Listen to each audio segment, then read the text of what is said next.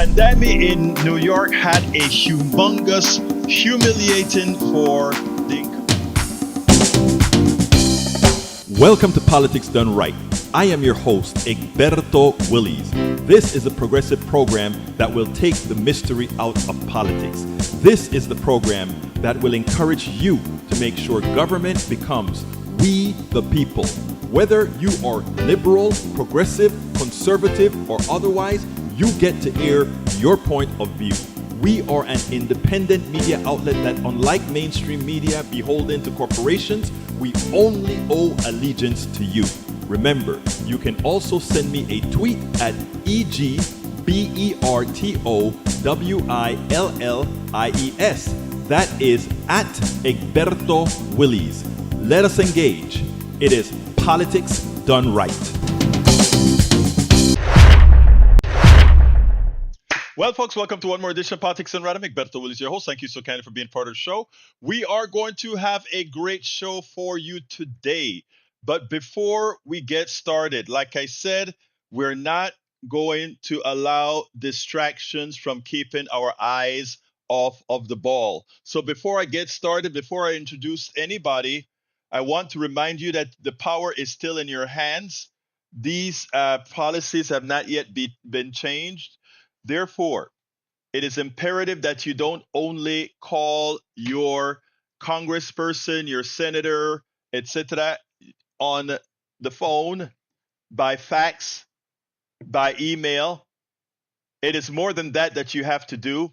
Call your radio stations, call into your stations, call into my program so people can hear you on air. Talk about this bill is going to harm your family. This bill is going to close your hospitals in the rural areas. The big, beautiful bill is nothing more than the big, ugly bill that will terrorize Americans.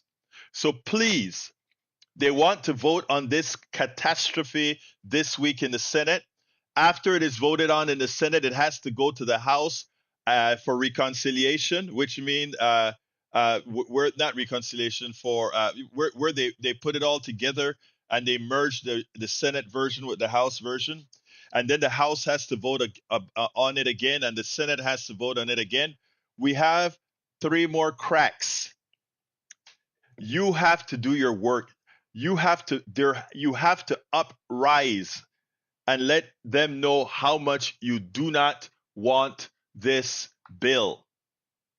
This is a clear and present danger. The last time we were in this position, the Honorable Senator McCain saved the day when he went on the Senate floor and did this. Almost Donald Trump wanted to castrate him then. We need four senators to do just that. We need 4 senators to do just that. E2247 has the number on what needs to be the number that the list of numbers to be called. But again, I repeat, for those of you just entering the fold, it's on us. Many say they are going to do what they want to do. But if you start calling them, but not only them, you have to call radio stations, you have to call TV stations, you have to send emails to the radio stations, TV stations, you have to hit every domain, because this is the life of your relatives, your family, and your friends, especially your relatives and friends in rural areas, folks. This is no joke. This is real, and you can actually take care of this. This is a transfer of wealth. Big time. I didn't get a chance to present this particular video, but there's a video I'll likely have tomorrow. The top 10% will get $7,200 on average in tax cuts. The others will have on average a $2,000 cost.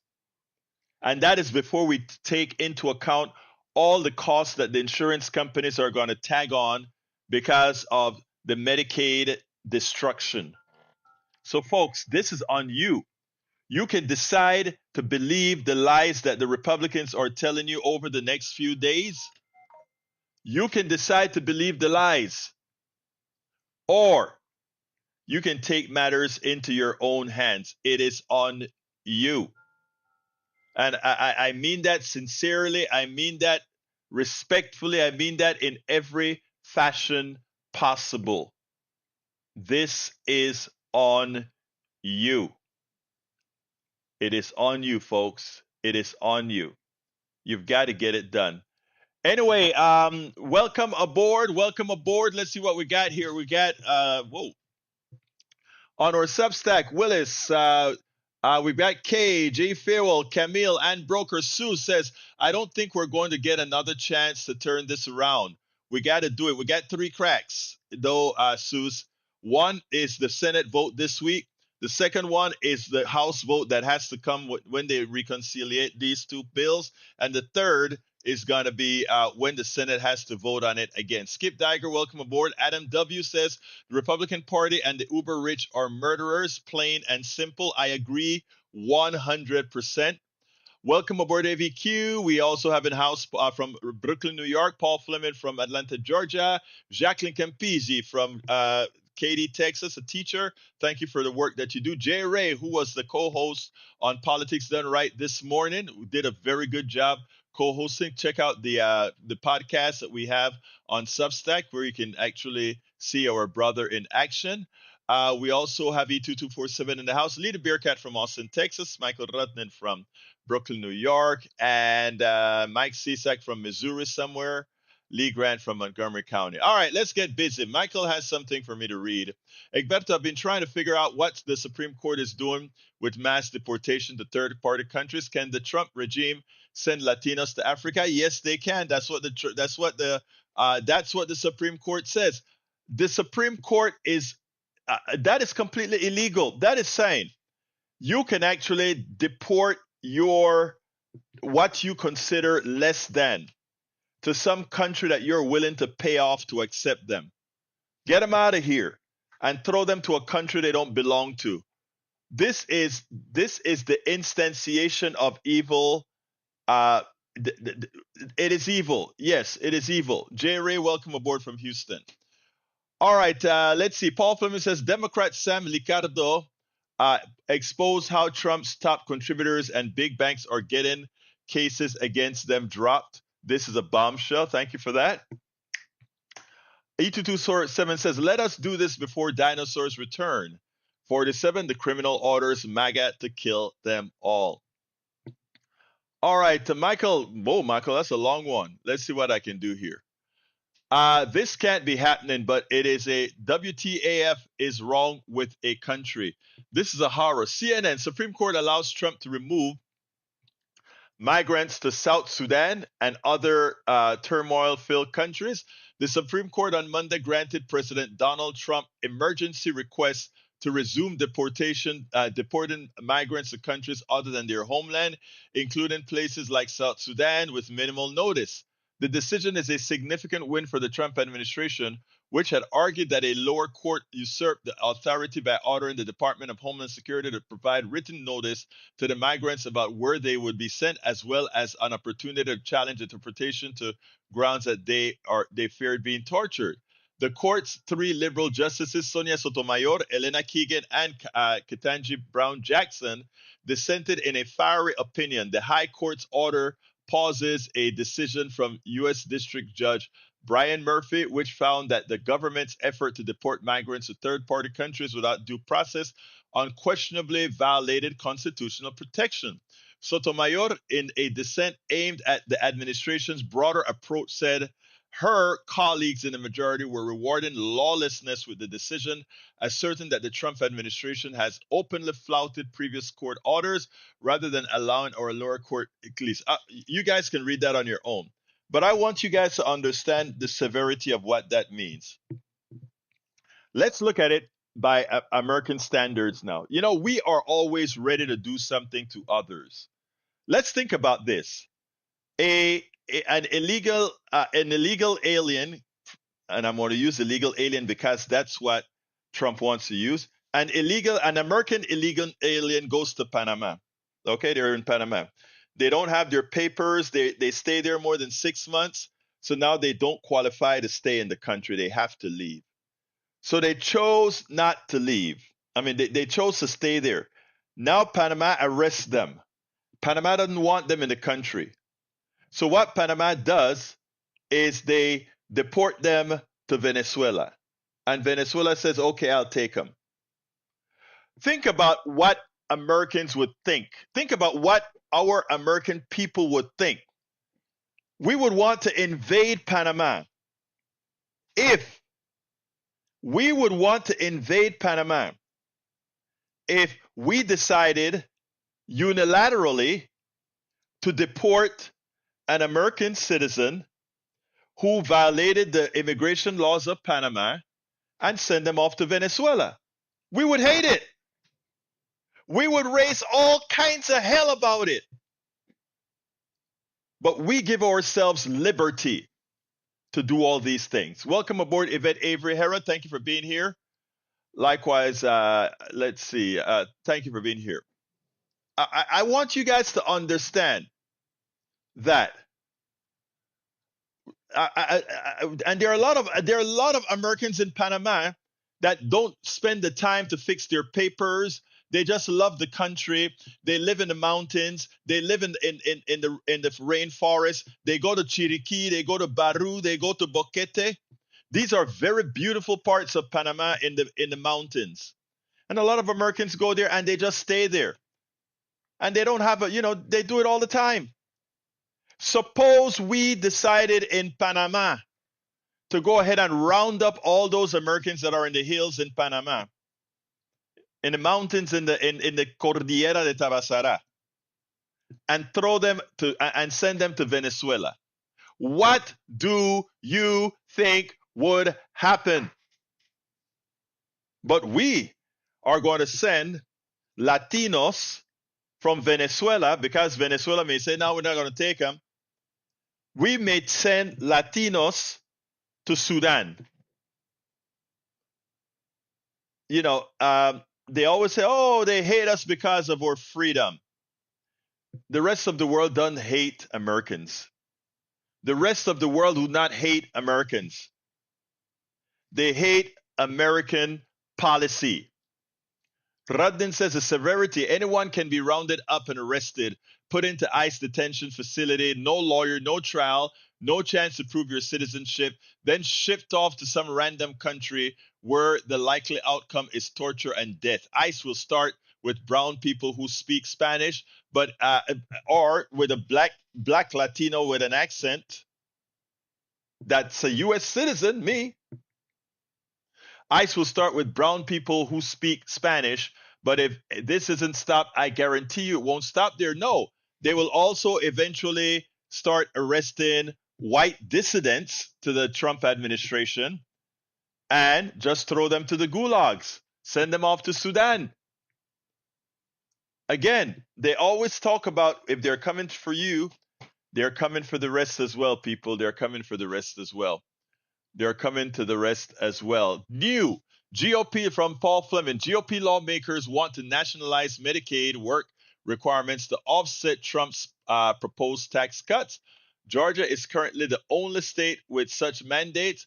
Its experience shows that the federal effort could threaten health care for nearly 16 million.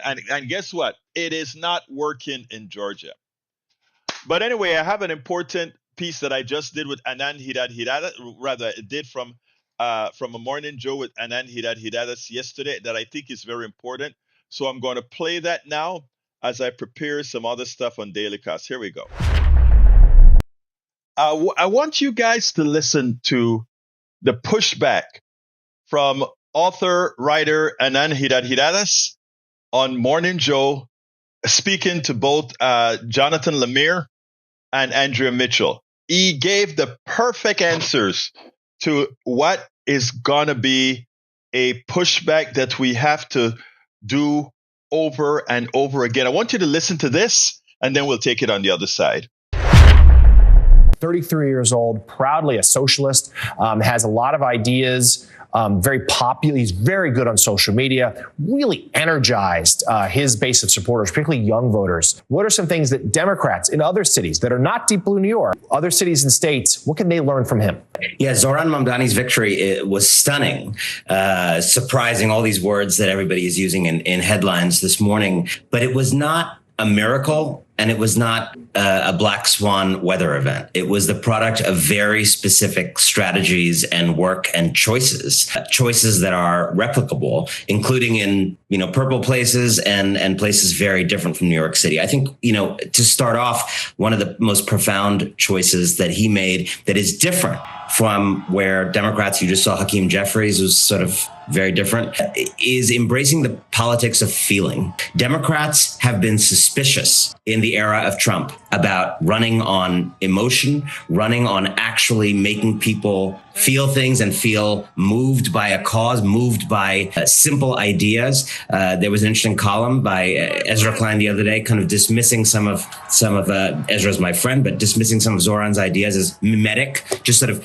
designed more to spread and go viral, become memes, ideas like free buses. I think that's a mistake that's very influential when we think about ideas like free buses, universal childcare, simple ideas that can actually be memorable to people, that people want to, call their grandmother and text their ex about because they're excited. I would also say relatedly that this is a strategy, finally. Do you win in an age of Trumpism by diluting your ideas and catering to the mushy middle, fantasizing about some Ohio diner voter who is going to come to you? Or do you win by what is called animating the base to persuade the middle? Anat Osorio is a political strategist who talks about that a lot. Animate the base to persuade the middle. Give your core base something they're so excited about that they can't shut up about it to everyone in their life. And everyone in their life turns out not to be an ideological voter. Those turn out to be lots more normal people who may not be excited about the original form of the idea, but are excited that the people in their life are excited about something.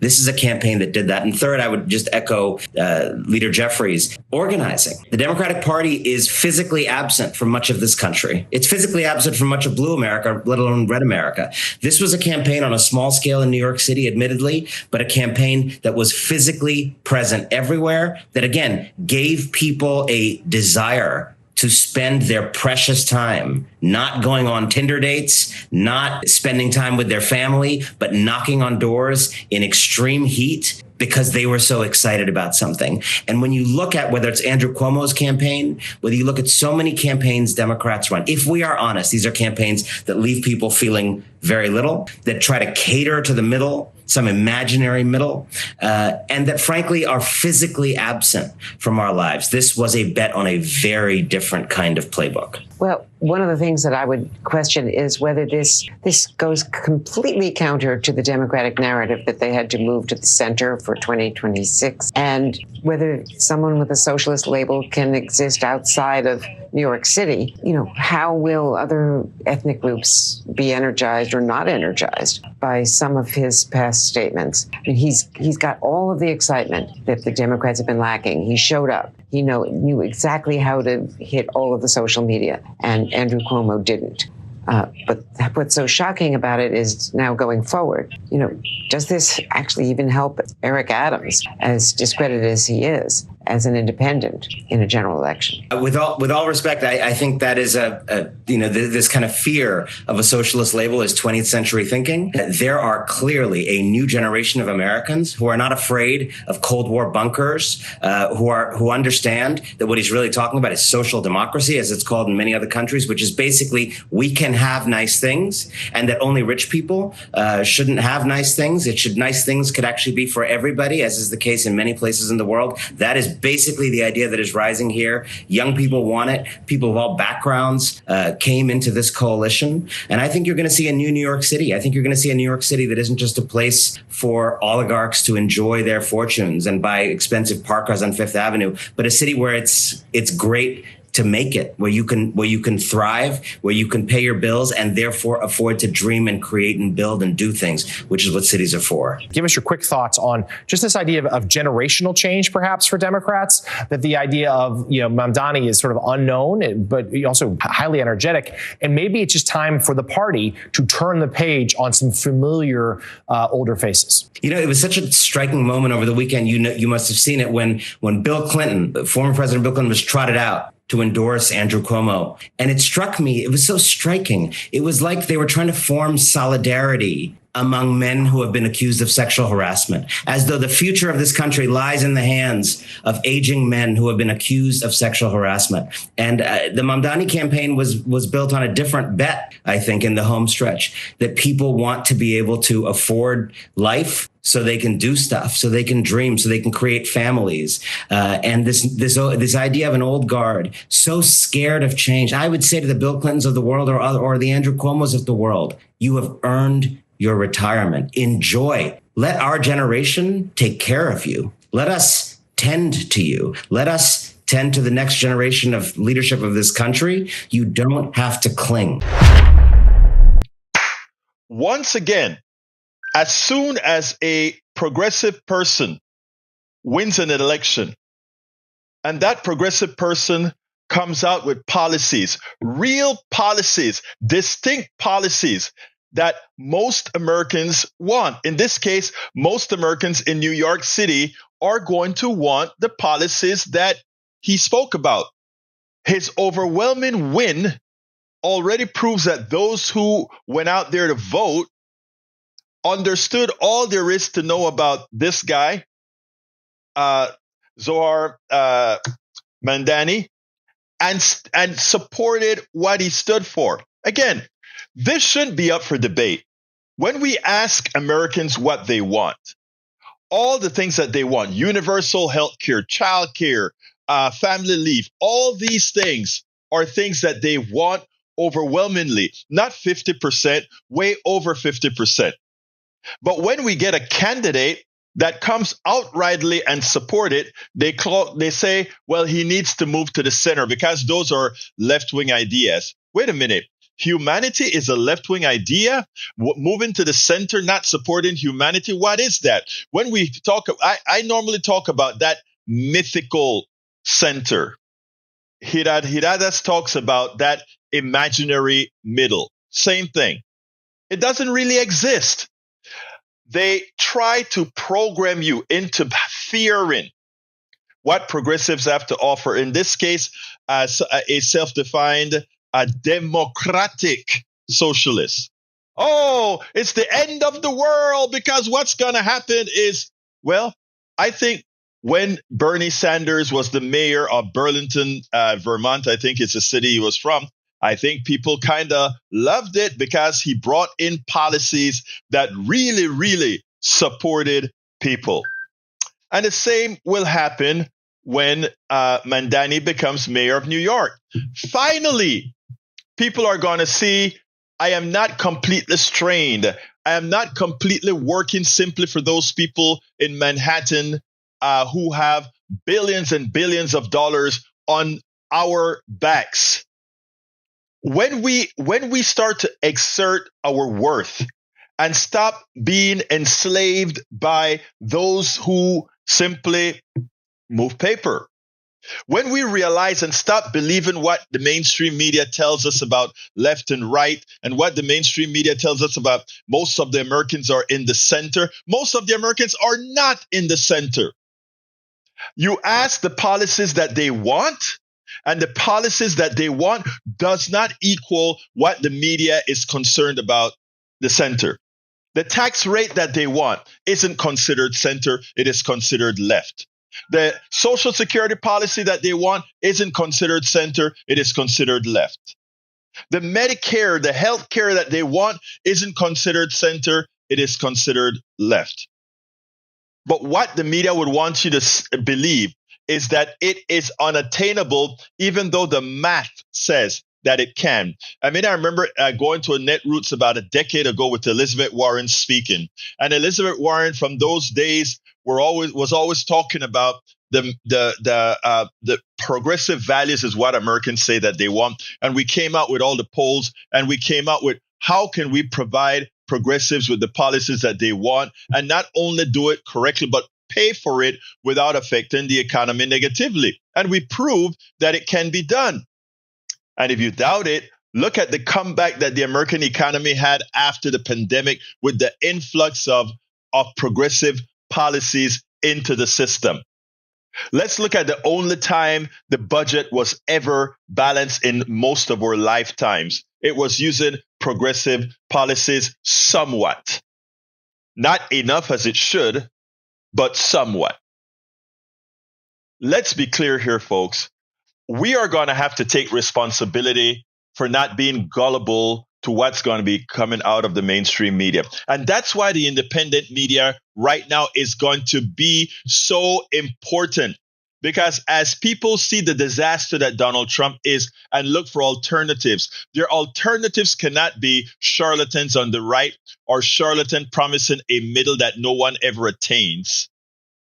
We're going to have to put within the spine of Americans that, look, don't believe what you're hearing with regards to one's too left or these ideas are too left. These ideas can all be done, be paid for, and it will make for a better society and better living for everyone, including those who are objecting.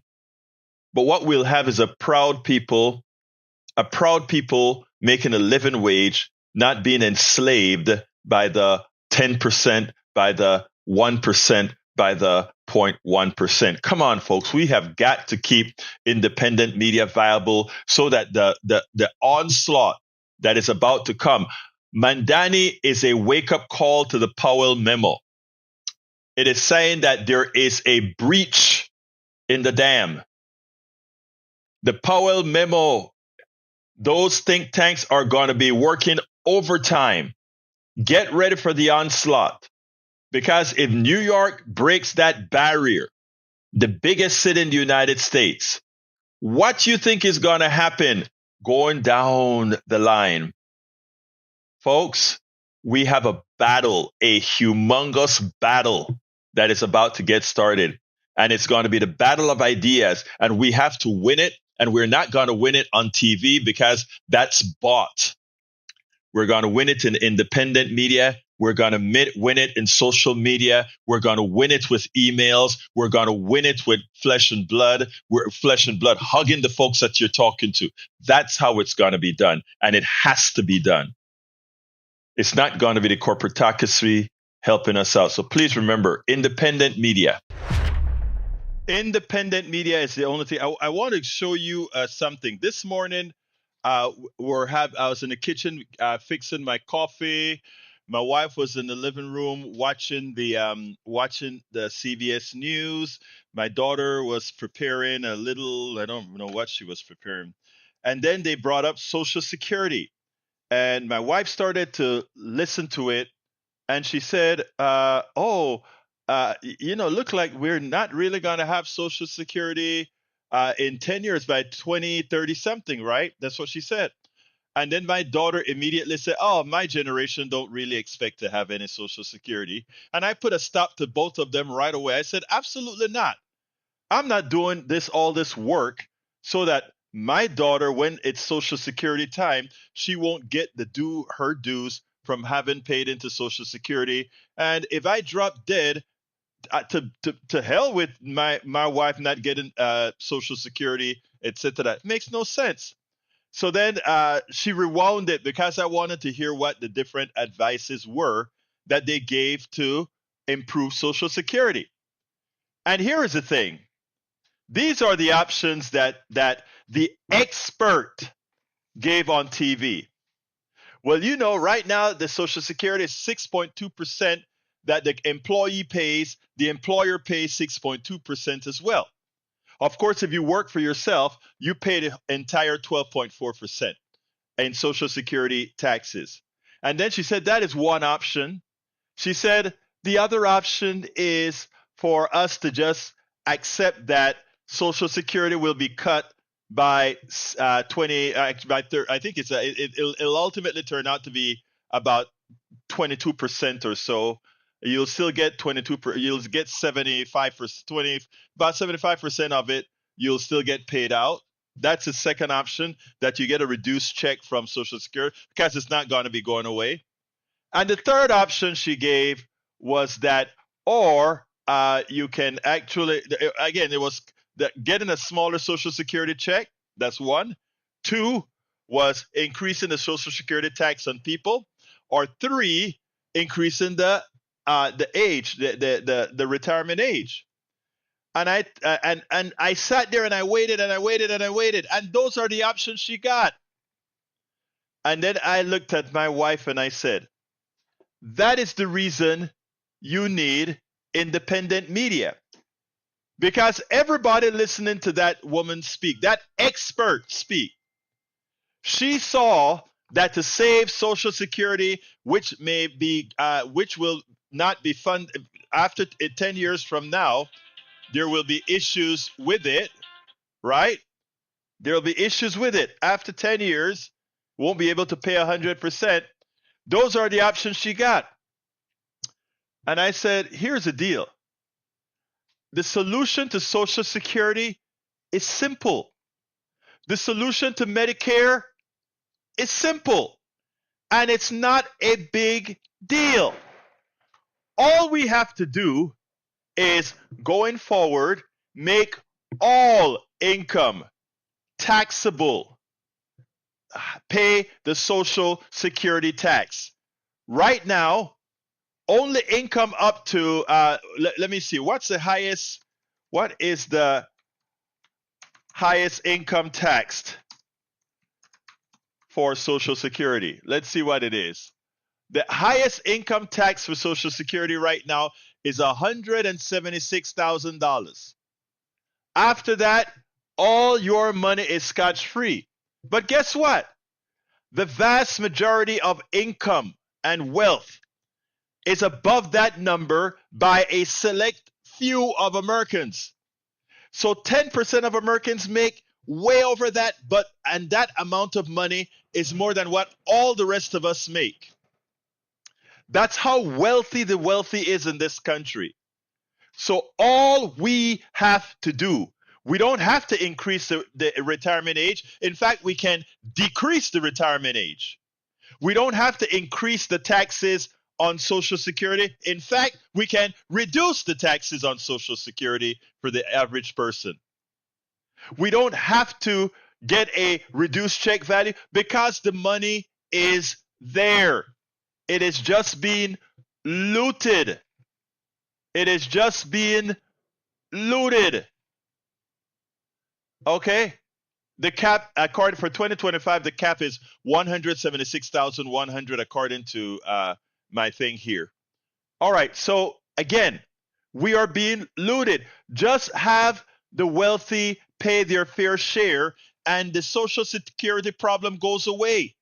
But when you say that Social Security, the max tax on Social Security ends at $176,000, what you're saying is Social Security is only going to be supported by the working class, the poor, and the middle class. The wealthy, who benefits from having people who work for them and eventually retire, they don't want to pay on all of their income. If they paid on all their income, we could probably reduce Social Security to 10% or less. But again, when they give you the options on TV, on the mainstream media, I need you guys to understand this.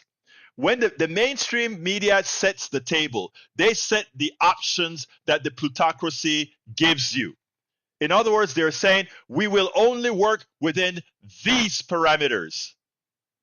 And they don't give you the option to explore other things so that you can see, oh, you mean there are other options? So we have somebody like Mamdani comes out, and Mamdani says, wait a minute, we can help the poor and middle class. You know what? You no longer have to have bus fare. We will make that a part of the city. The city will have buses going around, and you get onto the bus to get to your place of employment. That is good for the employer. Guess why? because no longer is your employee have to worry about, if I got to get on a bus, I don't have the money today, so I got to skip work. Works for everybody. Okay, we have food deserts.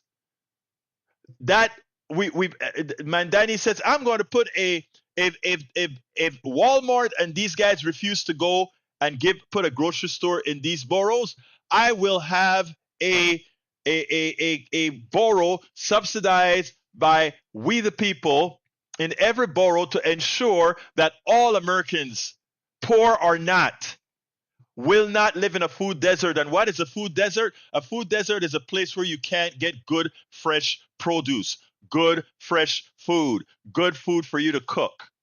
We are gonna provide solutions.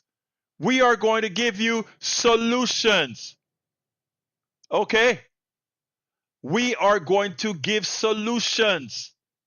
And again, Michael says, removing the Social Security cap is a good idea, but it's not likely to pass with Republicans' power. To be clear, Republicans are for the ultra-rich, of course, and it's not going to pass either for the neoliberal Democrats. So what we're doing here by primarying Democrats that are not progressive enough is the answer. David Hogg is correct. He couldn't do it as a chairperson within the DNC, but David Hogg primarying Democrats, and by the way, put Hakeem Jeffrey on that list. Put the chair, the Senate, Senator Schumer on that list as well. They should be on that list because they're simply not supporting the working class. Praise to Mamdani. Praise be to Mamdani coming out and having policies out there that says, yes, we are going to support the working class. And you heard what Giridharadas said, which is so smart. He said the following. He said, don't cater to the middle. Cater to the folks who see the policies you want and are so excited about the policies you want that the folks in the middle are going to say, oh my God, you're right. You are right. And do something. Do something. Get it done. That is what it's all about, folks. That is where we have to go. That is where we must go. I got another 8-minute video here. This one is on Mamdani as well. Let's go ahead and play this one, and then we'll take it on the other side.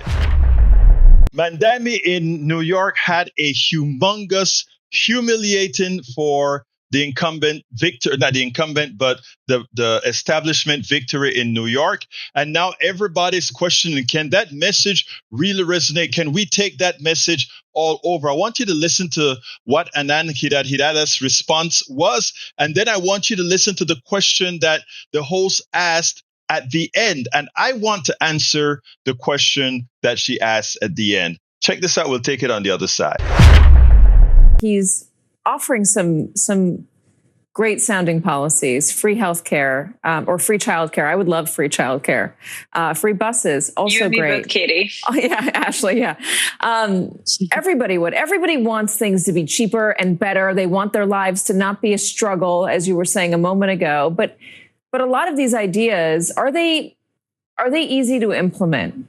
I mean, you already have Governor Kathy Hochul saying she's not going to raise taxes. It's not going to happen. She's worried about people leaving the state. Is he going to be held to actually accomplishing these things that he's promised? I mean, I think you have to start with what is possible.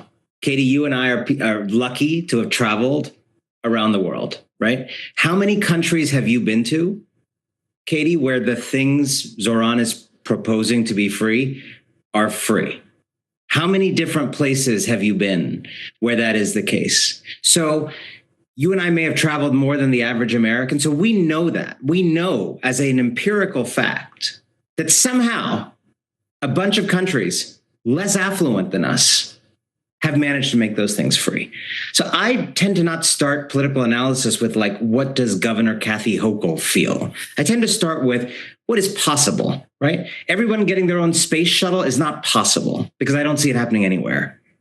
But universal childcare and like free buses, I see that happening in enough places that I don't necessarily think are more dynamic or more capable than the United States, that I think, yeah, that's probably doable. That's probably a matter of what we can be led to believe. And if you can go from 0% in the polls, which was Zohran's starting point, to winning the election, winning the primary election, yeah, I think you can get free buses done. It takes political will, it takes mobilizing people, and then it takes showing up on the doorstep of your obstructionists and saying, how about them apples of all these millions of people I have behind me? That's precisely why this kind of movement politics is important, and why, you don't want these figures of the past, whether it's Andrew Cuomo or Bill Clinton, his fellow accused sexual harassers, standing up for each other and trying to prevent change. Young people across this city and across this country are actually finding the courage to believe that they deserve nice things and could have them,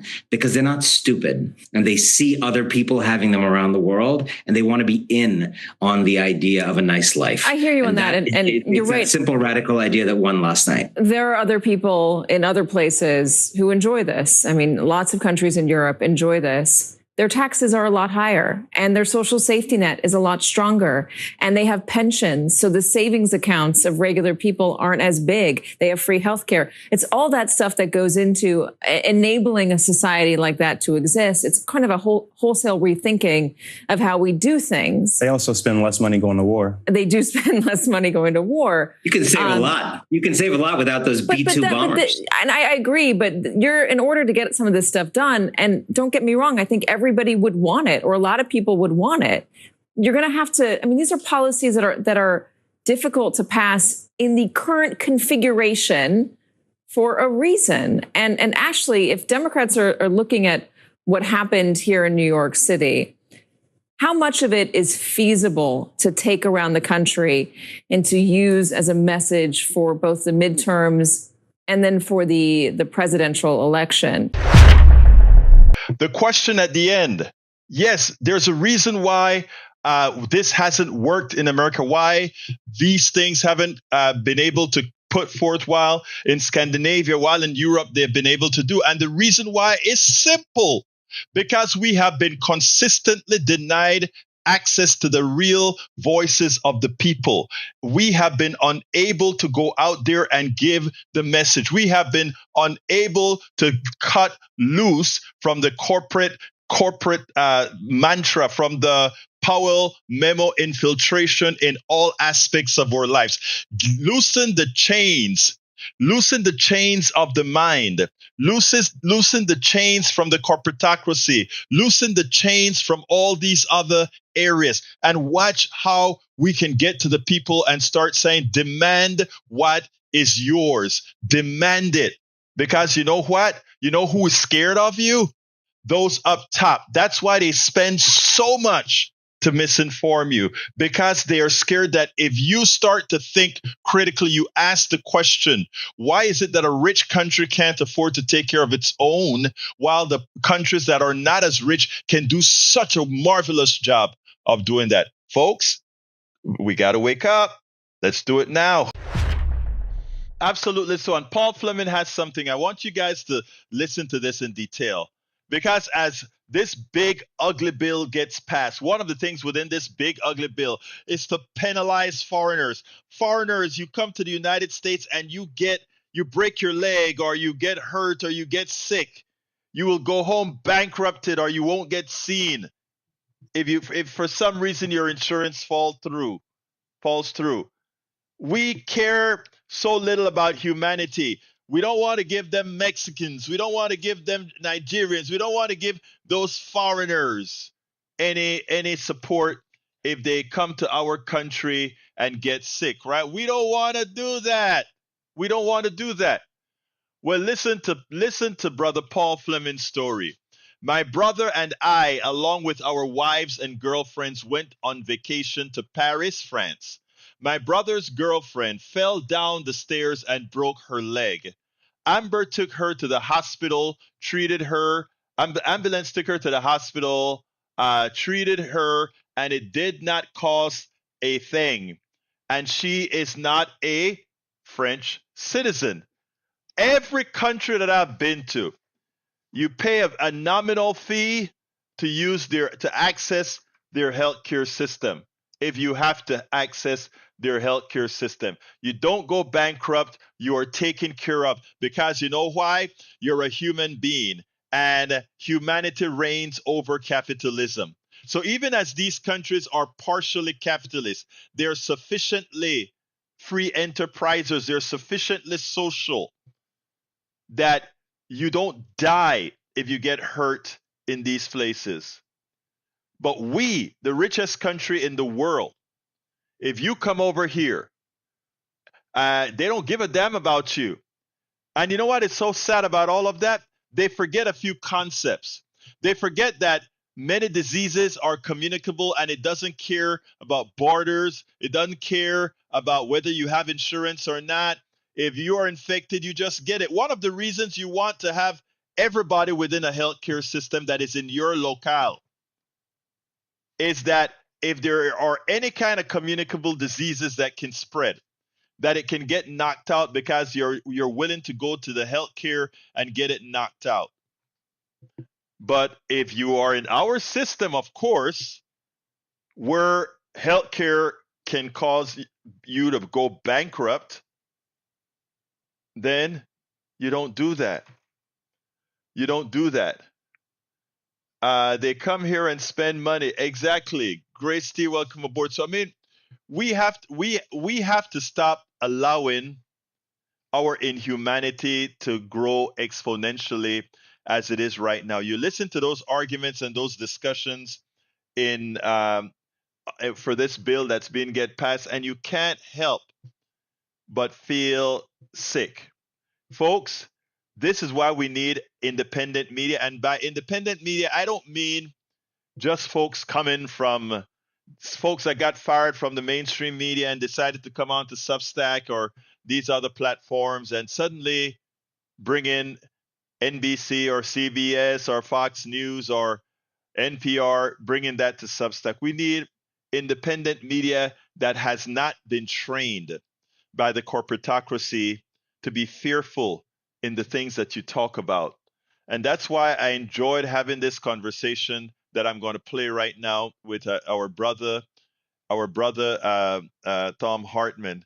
I mean, he gave me some kudos, and of course, I really appreciate that. So let me go ahead and play that. That is what true independent media is all about. But it is also a good tool for a party that is poor at getting a message out to leverage. What I see is a lack of leveraging tools like yours to get that out. What I see is a lack of understanding of how the media works and how communication works. Mm-hmm. And, you know, you're one of the people who really gets it. And it's one of the reasons that I have, you know, you and I have been close for many years, and why I've been such an advocate for your program. And whenever any, station or network or whatever says, you know, anybody who's any good, I always may put you at the top of that list. But sadly, learn when I visit some of my affiliate stations and listen to the programming that they're putting on, is that an awful lot of it is unlistenable. Yeah. That people just don't understand the basic rules of podcasting or of broadcasting. They don't understand that you have to belt the show out. Mm-hmm. They don't understand that you have to modulate your voice. They don't understand that you've got to be sure to not just do complaint radio and just recycle the news every day. You've got to actually, go to the bigger picture. You've got to help people understand why this is important. Right. You've got to put things in the context of what individuals can do. Rachel Maddow, when she and I were both on Air America back in the day, I think we were the two who were doing this. We were the two who were digging deep into topics, really exploring them in some depth, trying to do these bigger. And she continues to do that on MSNBC, yes. And I continue to do that on my program. And it just always blows my mind when people sit around going, why is Rachel so successful? And then you turn on, MSNBC, and what do you get? You get a former Republican spokesperson on TV who says, let's talk about what everybody else is talking about, and let's do it with three people who are pundits. Right. And let's have an inside baseball conversation. And really good communication, good radio, good podcasting always is one person to one person. I'm never talking. I mean, Talkers Magazine says I have an audience of 6 million people. I'm never talking to 6 million. I'm always talking to one person, one person at a time. There's only one person on the other side of that camera. I think I just went through 3 or 4 of the kind of basic rules of broadcasting, which you know so well. Mm-hmm. Most of our peers tragically don't. So I've written in the past about how to do good podcasts and how to do good broadcasting, but it never seemed to stick for anybody. A complaint radio just, burns people out. Host driven. It's the single most powerful, that people build a relationship with the host, and the host is mostly talking to the people. I'll have maybe 5 guests a week, out of 15 hours of programming, and none of them are on there for more than, 15 minutes, which is not to trash talk having guests. And I'm honored to be your guest right now. Yeah. But the point is that you can carry a show. I know you can do that because you do it regularly. You can, pick up the stories and give meaning to them and connect with your listener. But most people don't. And it doesn't occur to them that that's what they need to be doing, that they need to be building a personality and a relationship with their listeners. I actually think, Tom, one of the reasons why is they have the wrong mentors. I watch a hell of a lot of your programming, and I watch how it actually hit people. I don't know if you remember the coffee party days when we brought you to DC to do some of all these things. And, it was always watching how you were able to bring the subject at hand. And I think you nailed it. You have to have that one-to-one communication. And with my much smaller audience, that is the one thing that keeps me doing as we try to grow. In as much as you have 1,000 people, you're talking to that one person. That's and right. You have a relationship with these people. And these people expect to see you every time at that time. And you make sure that you're there for them. That is what true independent media is all about. But it is also a good tool for a party that is poor at getting a message out to leverage. So again, independent media is where it is at. And again, I appreciate that Tom gave me some kudos there. But here's the thing, folks. Again, it's not going to be the talking heads per se that are actually gonna make the change. And he's right. It's not about complaint radio. Complain. That's not going to do it. It's about action. It's about how we went ahead and mobilized here in Kingwood, where we expected 50 people to show up, and instead almost 700 people showed up. When you see we have folks that go out to city council and make sure that they change the policy for housing. When the mayor decided that he was going to spend zero on a housing here in Houston, and the masses went out, we mobilized the masses to make sure that the mayor had to renege and put money into housing. When we talk about the King's Day, the No King's Day around the entire country, we actually collectively mobilize. What we're talking about now, having to mobilize with what's going on in Washington today, tomorrow, and the day after, to tell you not to just complain about how bad the bill is, to tell you you can still do something about it. You can still, there's going to be a bill more than likely, but you can make sure that a lot of the worst in the bill doesn't get put out, and give us some time to fix the bill in 2026. We can make sure that as the media starts to attack Mamdani, and I can tell you, it's not going to be just coming from the right wing. It's going to be coming from the center as well. That we are going to be in there,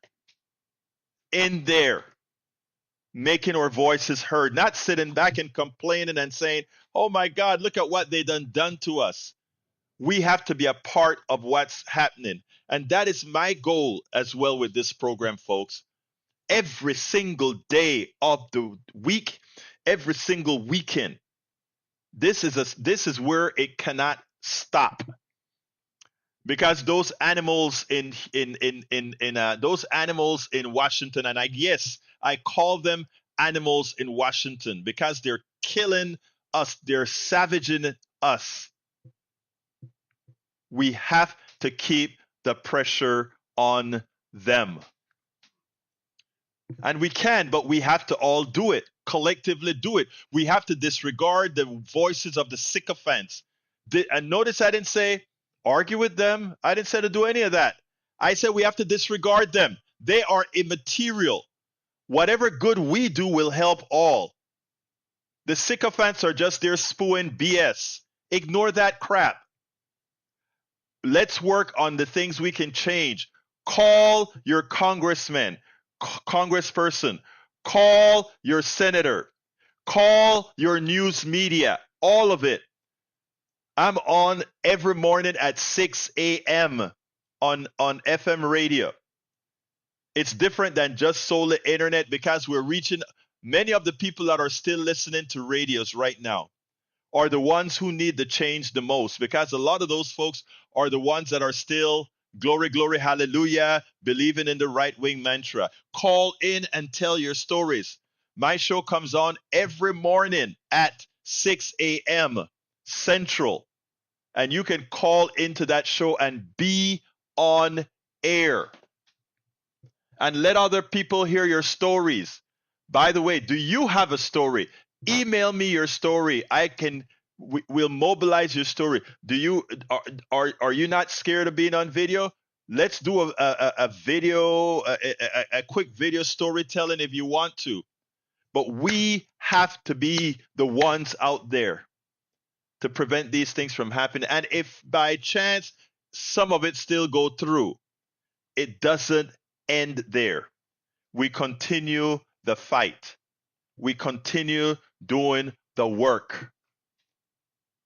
And you're correct. This is what's known as end stage capitalism. You're absolutely right. You're absolutely right. Michael says any political policy that results in excess debts in the thousands is most definitely an evil that needs to be overturned.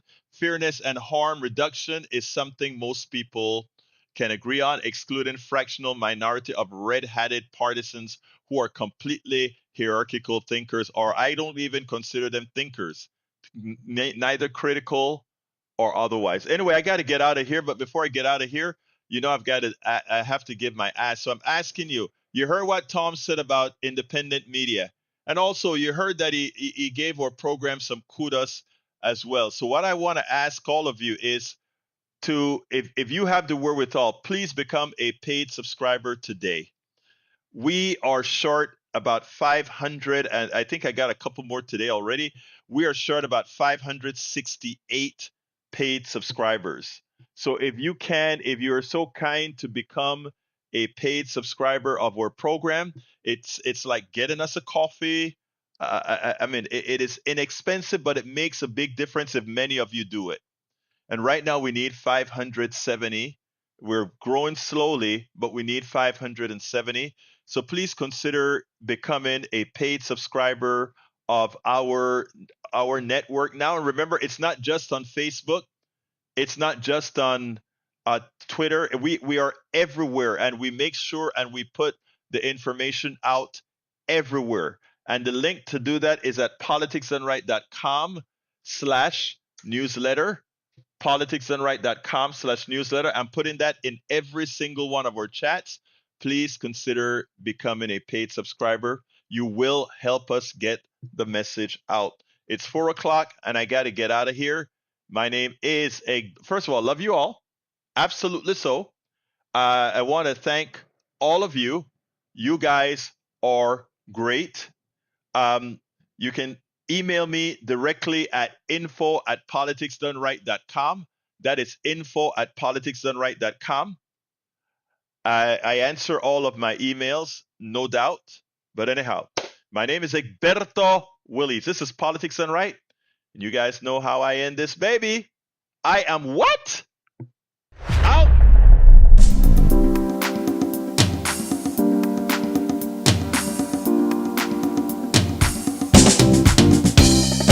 Welcome to Politics Done Right. I am your host, Egberto Willies. This is a progressive program that will take the mystery out of politics. This is the program that will encourage you to make sure government becomes we the people. Whether you are liberal, progressive, conservative, or otherwise, you get to air your point of view. We are an independent media outlet that, unlike mainstream media beholden to corporations, we only owe allegiance to you. Remember, you can also send me a tweet at EGBERTOWILLIES. That is at Egberto Willies. Let us engage. It is politics done right.